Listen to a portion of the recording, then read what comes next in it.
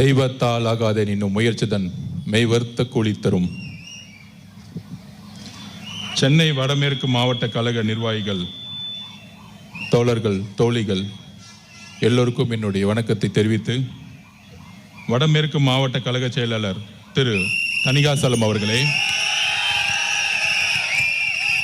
முன்னாள் ரஜினி ரசிகர் மன்ற மாவட்ட செயலாளர் திரு சினோரா எஸ் அசோக் அவர்களே, இன்றைய டிவிகே கட்சியின் உறுப்பினரும்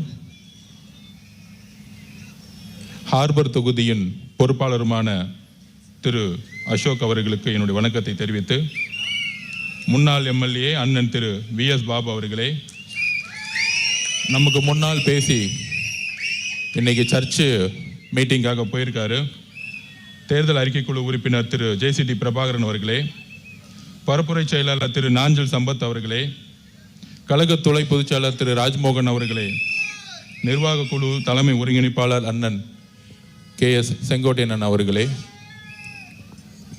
பொதுச் செயலாளர் அண்ணன் ஆனந்தன் அவர்களே, 2026 தமிழகத்தின் முதல்வர், தமிழகத்தின் தலைவர், எங்களுடைய அண்ணன் வெற்றி தலைவர் விஜய் அவர்கள் வணக்கத்தை தெரிவித்து,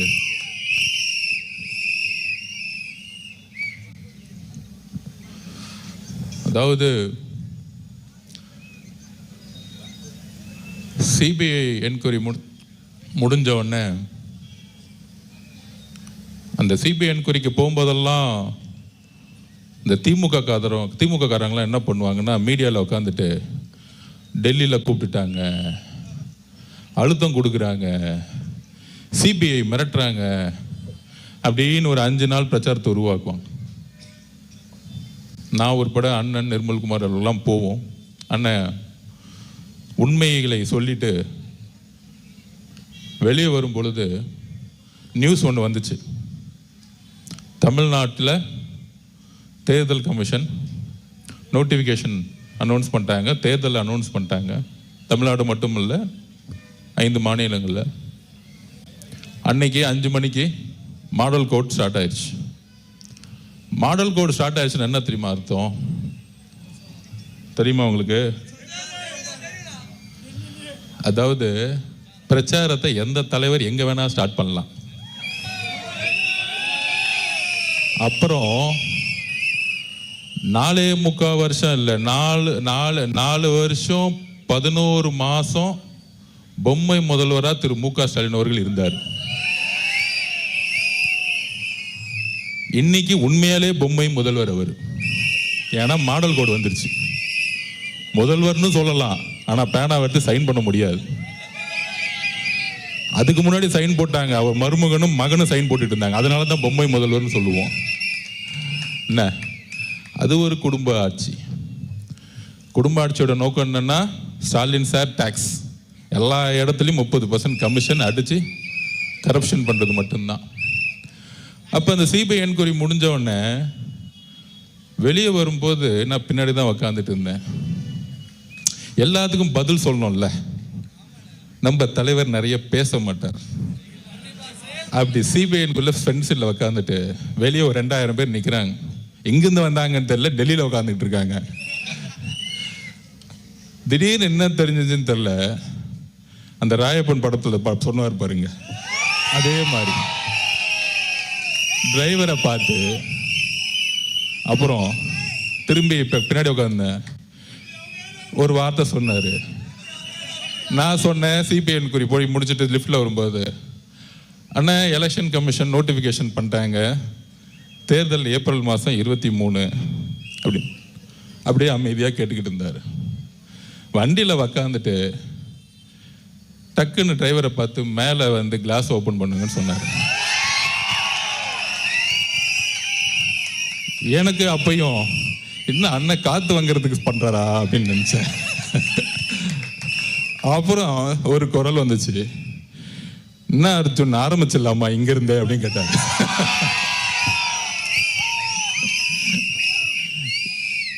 அப்பதான் புரிஞ்சேன், இந்த ஒரு வாரமா திமுக காதருங்க ஒரு நெரேட்டிவ் செட் பண்ணாங்களே, CBI office CBI office CBI ஆபீஸ்ன்னு. இந்த 8 மாசமா முதலமைச்சர் ஸ்டாலின் பார்த்து பயந்த ஒரே தலைவர் எங்களுடைய தலைவர். அவருக்கு இபிஎஸ் பார்த்தா பயம் இல்ல. அப்புறம் யாரோ ஒருத்தர் பிஜேபி தலைவராக ஒருத்தரை போட்டிருக்காங்க, பேர் கூட வர மாட்டேங்குது, மறந்து போச்சு. அந்த மாதிரி பல தலைவர்கள் சுத்திக்கிட்டு இருக்காங்க. எல்லாம் ஓகே, எல்லாம் திமுகவோட கூட்டணி போட்டு வச்சிட்டு இருக்காங்க. அண்ணா முதலமைச்சர் ஸ்டாலின் அவருக்கு ஒரே பயம், தலைவர் எப்பெல்லாம் வீட்டை விட்டு வெளியே வராரோ, மக்களை பார்க்க வராரோ, அதனால ஒரே பயம்.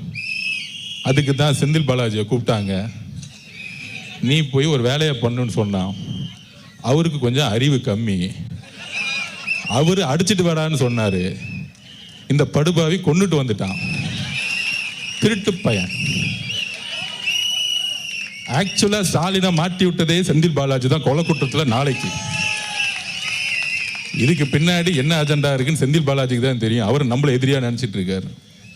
அவர் பேச விடாம நிப்பாட்டுறானா, நம்மள மக்களை கொன்னு குவிச்சிட்டு ஒரு வாரமா நாடகம் ஆடி நம்ம மேல கொலைப்பள்ளி சொல்லி அதை சுப்ரீம் கோர்ட்ல நம்மள நிரூபிச்சது.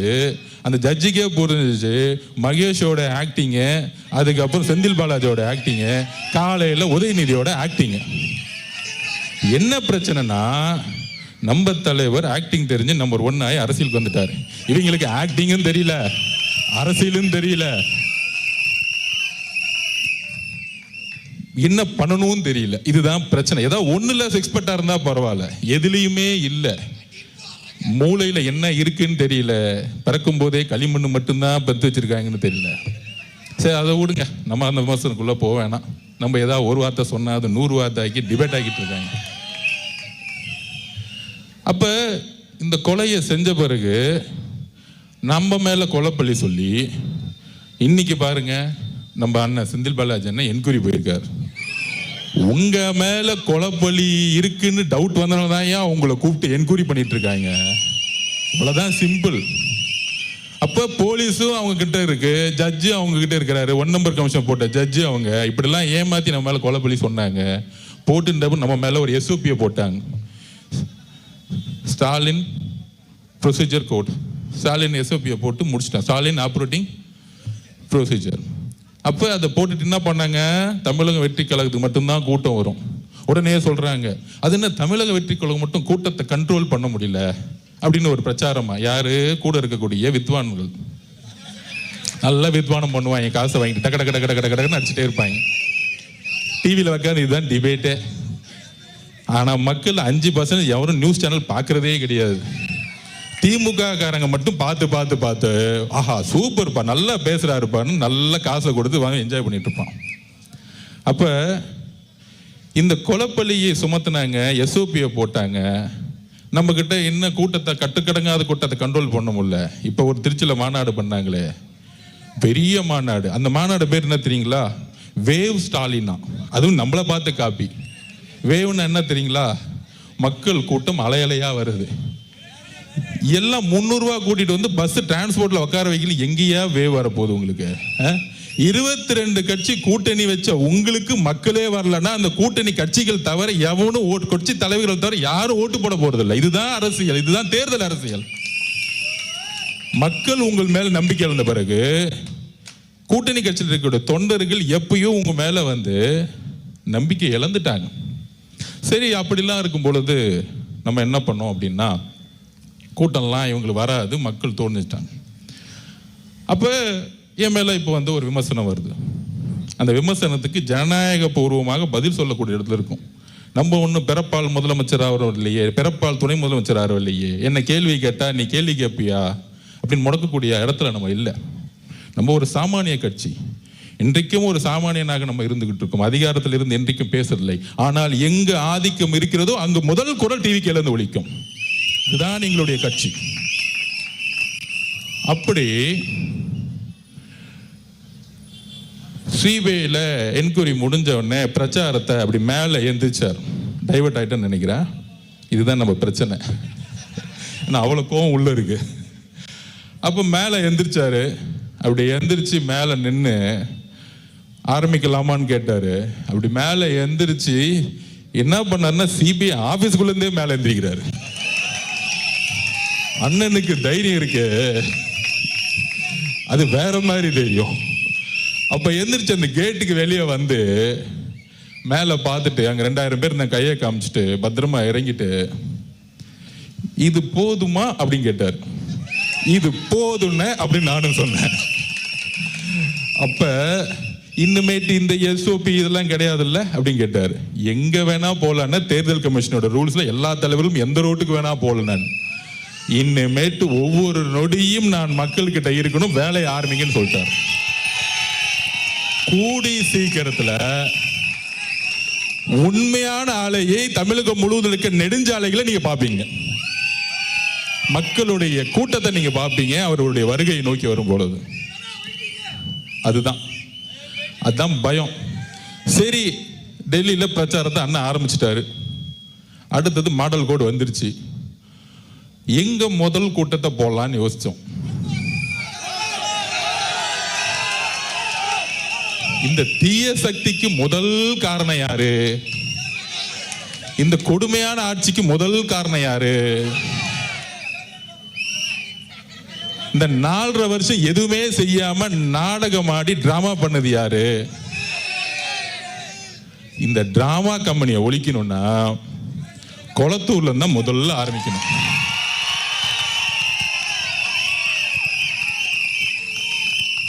எங்களுக்கெல்லாம் பயமே கிடையாதுயா.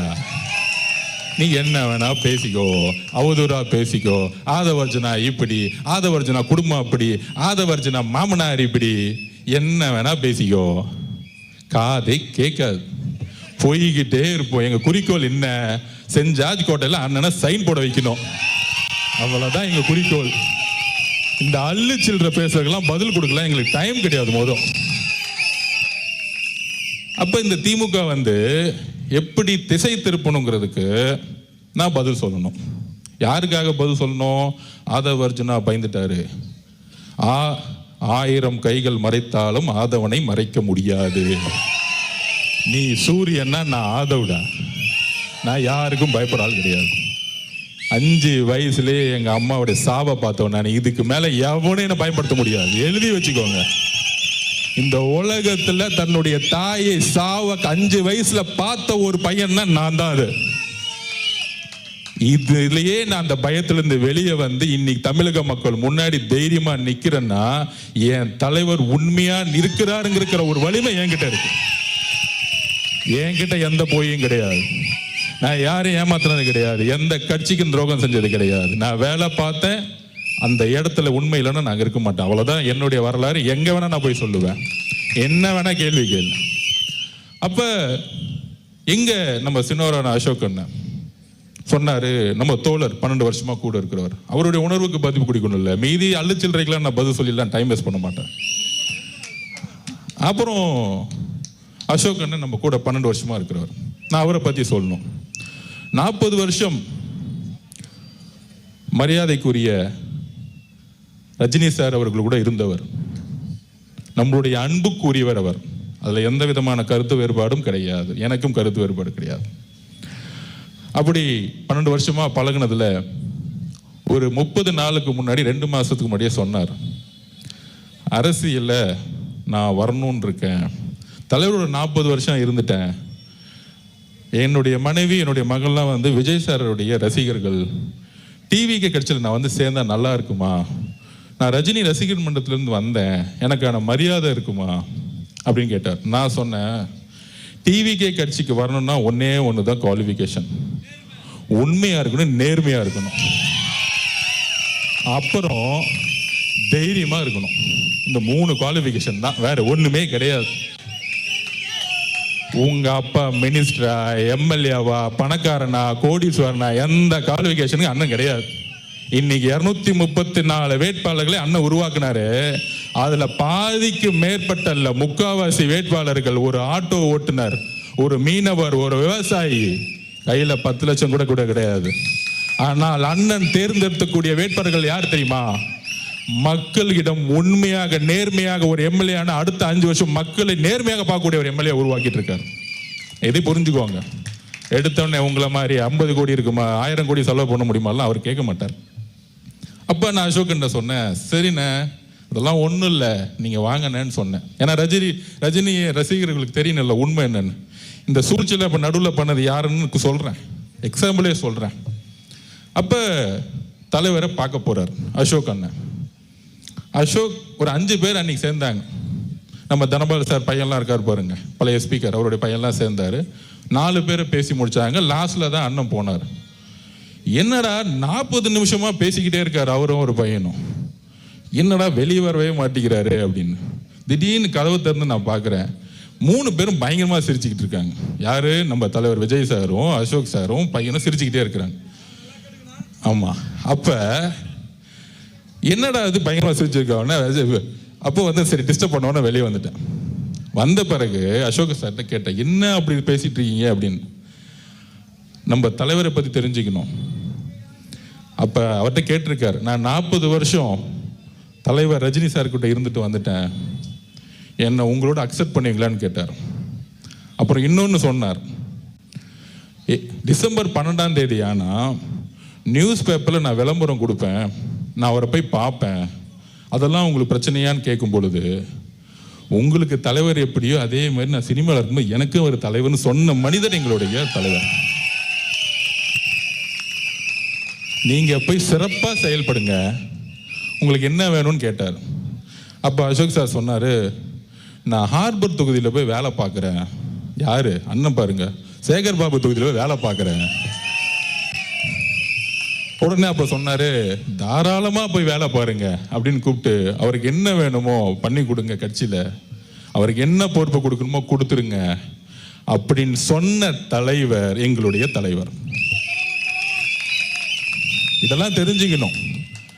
ரஜினி ரசிகர் மன்றத்திலிருந்து வந்தவருக்கு கட்சியில பொறுப்பையும் கொடுத்து அவருக்கான அங்கீகாரம் கொடுத்து மேடை ஏற்றிய ஒரே கட்சி நம்மளுடைய தமிழக வெற்றி கழகம்.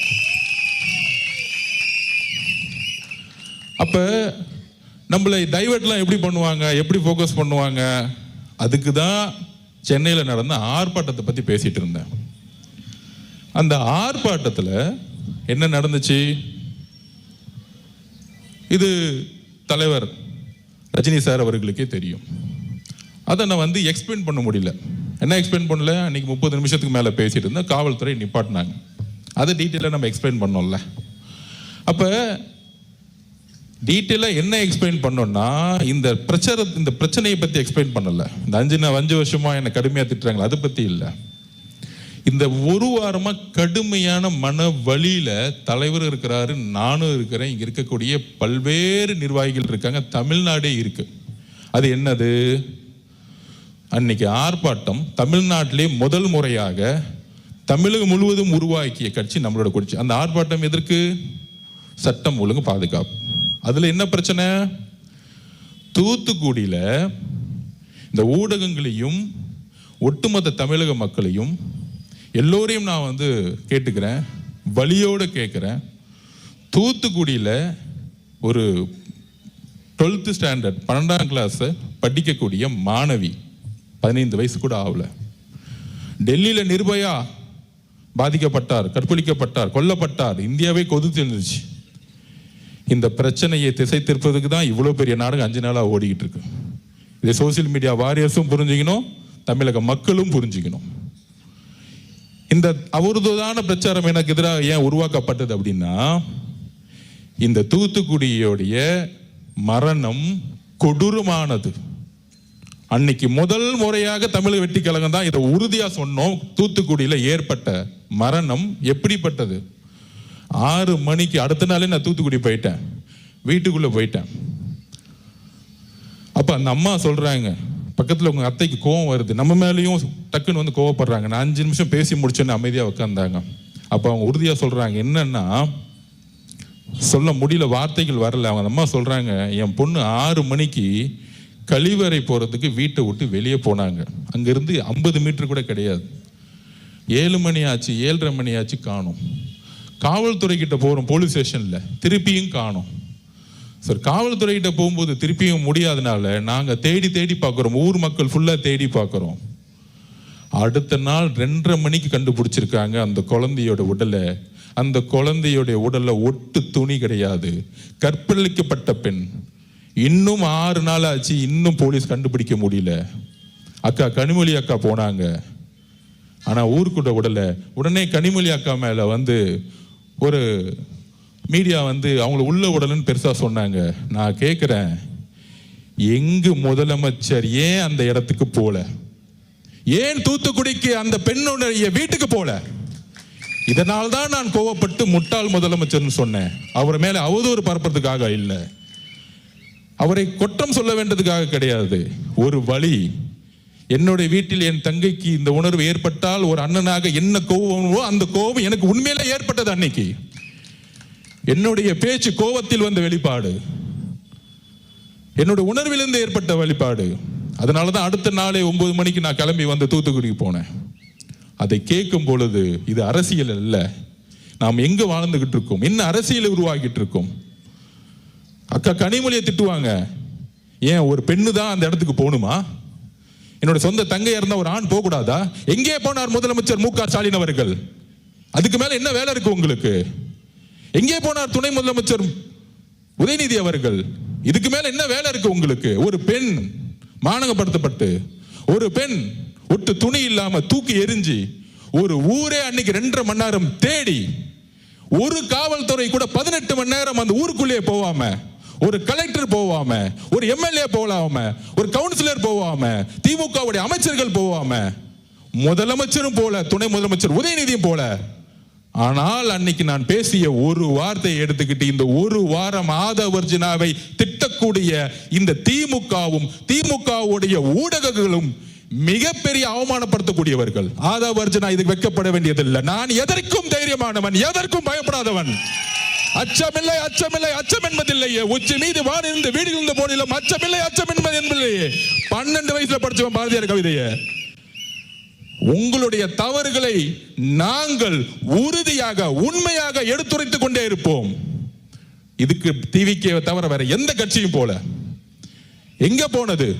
திமுக கூட்டணியில் இருக்க 22 கட்சி யார் பாதிக்கப்பட்ட பெண்ணுடைய வீட்டுக்கு போனாங்க? அந்த அம்மா கிட்ட பேச போனாங்களா? அந்த அம்மாவோட கோரிக்கை என்ன தெரியுமா? கடைசி நிமிஷத்துல இதை யாரு செய்தார்களோ அவர்களை இந்த சமூகத்தின் முன்பு நிறுத்துங்கள், அவர்களுக்கு தண்டனை வாங்கி கொடுங்கள். ஏனென்றால் என்னுடைய பெண் குழந்தை போல இன்னொரு பெண் குழந்தைக்கு தமிழ்நாட்டில் இந்த நிலைமை ஏற்படுத்த கூடாது சொன்னவன் என்னுடைய அம்மா. தூத்துக்குடியில் இருக்க பாதிக்கப்பட்ட அம்மா தன் குழந்தையை இறந்தாலும் அவர்கள் கவலைப்பட்டது இன்னொரு பெண் குழந்தைக்கு இந்த பிரச்சனை நடக்கக்கூடாதுன்னு பேசினாங்க என்கிட்ட. ஆனால் இதை மூடி மறைக்கணும். நிர்பயா சகோதரர் பாதிக்கப்பட்டது போல இந்த பிரச்சனையை தமிழக மக்களுக்கு கொண்டு போய் சேர்த்தக்கூடாது. தலைவர் ரஜினி சார் அவர்களே, உங்கள் மீது எங்களுக்கு எந்த வெறுப்பும் கிடையாது, உங்கள் மீது எங்களுக்கு அன்பு மட்டும்தான் இருக்கிறது. இதை நான் உறுதியாக பதிவிடுகிறேன். நான் ஒரு சாமானியன், அதிகாரம் என்கிட்ட இல்லை, பணபலம் இல்லை. நான் இன்றைக்கும் ஒரு சாமானியன், ஒரு சாதாரண விவசாய வீட்டில் பிறந்த உணர்வு தான் இன்னைக்கும் இருக்கு. எல்லா தொழிலையும் தூக்கி போட்டு வந்துட்டேன். எனக்கு வேற எதுவும் இல்லை, எந்த நாதியும் இல்லை. ஏன்? என்னுடைய குடும்பமே என்னுடைய அரசியலுடைய முடிவுகளுக்கு எதிராக இருக்கிறது. எல்லாரையும் தூக்கி போட்டிருக்கோம். ஏன்? நான் உண்மையாக மக்களிடம் இருக்க வேண்டும் என்ற உணர்வு எனக்கு இருக்கிறது, என்னுடைய தலைவருக்கு இருக்கிறது. அவதூறுகளை பத்தி கவலைப்படல. 5 வயசுல என்ன அனாதைன்னு சொன்னாங்க, 12 வயசுல என்ன குறிக்கோள் இருக்கும்போது நீ ஏழைன்னு சொன்னாங்க, 16 வயசுல பொலிட்டிக்கல்ஸ் படிக்கும்போது உனக்கு எதுக்கு இந்த வீண் வேலை பொலிட்டிக்கல் சயின்ஸ் படிக்கணும்னு சொன்னாங்க. திமுக நான் வேலை செய்யும் போது உன்னாலெல்லாம் ஜெயிக்க வைக்க முடியுமான்னு என்ன பார்த்து கேட்டாங்க. டிவிக்கு வரும்பொழுது நீ என்ன சாதிப்பன்னு கேட்டாங்க. என் தலைவர் இருக்கிறார், உண்மை இருக்கிறது, என் கட்சியுடைய தொண்டர்களும் மக்களும் இருக்கிறார்கள், நாங்கள் உறுதியாக சாதிப்போம். எம்ஜிஆரிடம் இருந்த உண்மை எங்களுடைய தலைவர்கிட்ட இருக்கு. அப்ப தமிழக மக்களே, எதனால என்னுடைய வார்த்தைகள் மாறியது? என்ன பிரச்சாரத்தை திமுக உருவாக்கியது? மற்ற கட்சிகள் எதனால உருவாக்கிறாங்க? நாம் எந்த காலகட்டத்தில் நம்ம இருக்கிறோம் யோசிச்சு பாருங்க. நான் இன்றைக்கு உறுதியாக சொல்லுகிறேன், இன்றைக்கு நோன்பு மாதம். இஸ்லாமிய தோழர்களும் கிறிஸ்துவ தோழர்களும், இஸ்லாமிய தோழர்களே, கிறிஸ்துவ தோழர்களே, தமிழக மக்களே, நாம் உறுதியாக சொல்கிறோம், 234 தொகுதியில் நாம் தனியாக களமாடுகிறோம். உண்மையான இஸ்லாமிய சகோதரர்கள், உண்மையான கிறிஸ்தவர்கள் நாம் உண்மையாக இருக்கிறோம். நம்ம அண்ணனுக்கு பல்வேறு சொல்றாங்களே ஆஃபர்லாம் கொடுத்தாங்க, 50-50, நீங்க 90 நான் 90, நீங்க முதலமைச்சர் 2.5 வருஷம் நான் முதலமைச்சர் 2.5 வருஷம், எல்லா ஆஃபரும் கொடுத்தாங்க. அப்ப அண்ணன் சொன்ன ஒரே வார்த்தை எங்க கிட்ட, எனக்கு ஆஃபர் தேவையில்லை, தமிழக மக்களுடைய உண்மையான நம்பிக்கையை, என்றைக்கும் தமிழக மக்களுடைய நம்பிக்கையை, நான் உருவாக்கக்கூடிய அரசு மத சார்பற்ற சமூக நீதிக்கான அரசை உருவாக்கக்கூடிய ஒரு வலிமையை தமிழக வெற்றி கழகம் உருவாக்கும் சொன்னது எங்களுடைய தலைவர் விஜய் அவர்கள். முதலமைச்சர் பதவியை ஆசைப்பட்டு டெல்லிக்கு அடிப்பணி வர எங்களுடைய தலைவர் அல்ல. பராசக்தி ரிலீஸ் ஆனோம்னா போய் ஹோம் மினிஸ்டரை பார்த்துட்டு உதயநிதி ஒரு போன் கால் பேசி ரிலீஸ் பண்ண ஒரு எங்க ஆள் கிடையாது.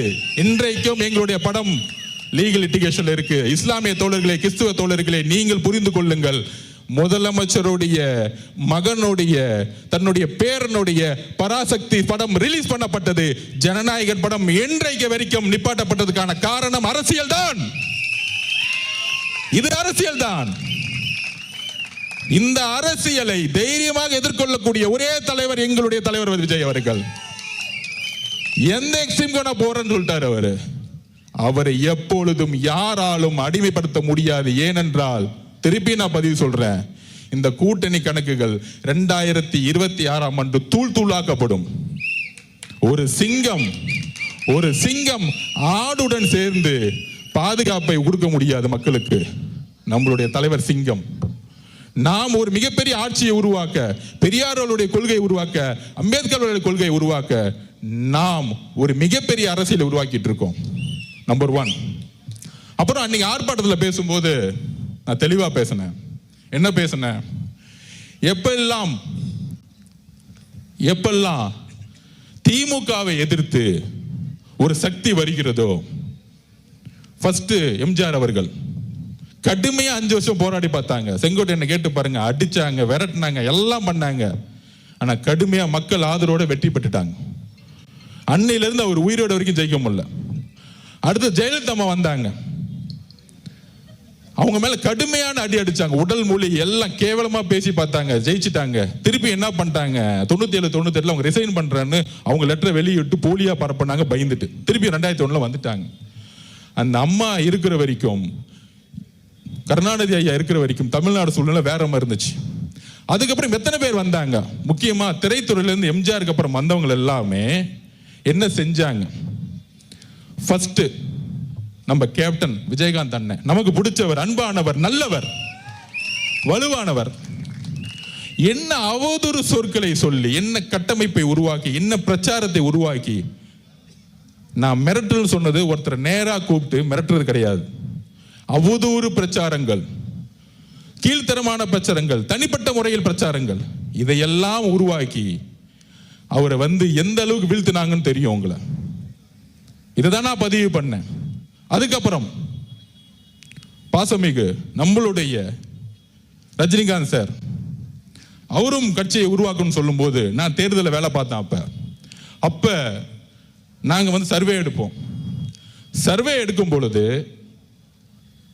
அவர் கட்சி ஆரம்பிக்கணும்னு சொன்ன உடனே காமிச்சது 18%.